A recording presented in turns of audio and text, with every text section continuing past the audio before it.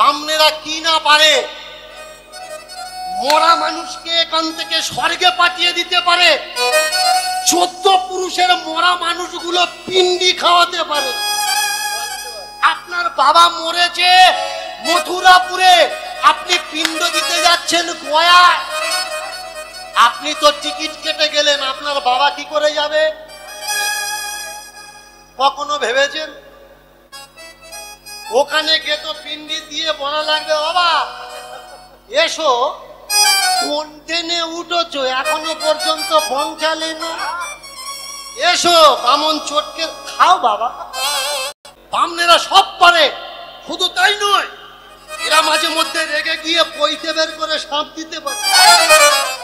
কিচ্ছু মনে করবেন না, এদের সাপ কোনো কাজে লাগে না।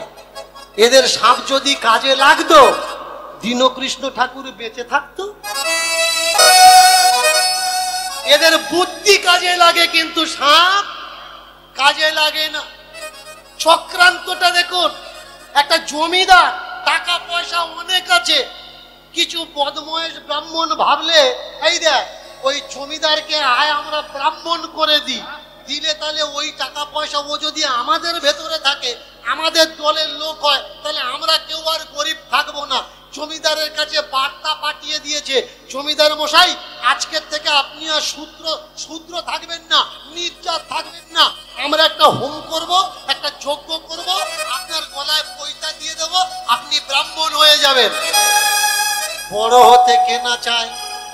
জমিদার বললেন করতে পারবে না। আজকের লক্ষ লক্ষ যুব সমাজ এক একটা দীনকৃষ্ণ ঠাকুর হয়ে উঠেছে।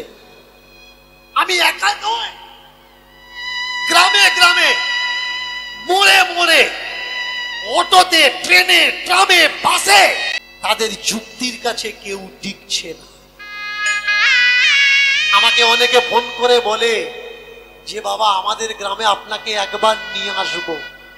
আমি বলি আমাকে নিয়ে যাওয়া লাগবে না, আমার ক্যাসেট চালিয়ে দিবি, দেখবি ধুনো দিলে যেমন ঠাকুর ঘরে মনসা থাকে না, পালিয়ে যায়।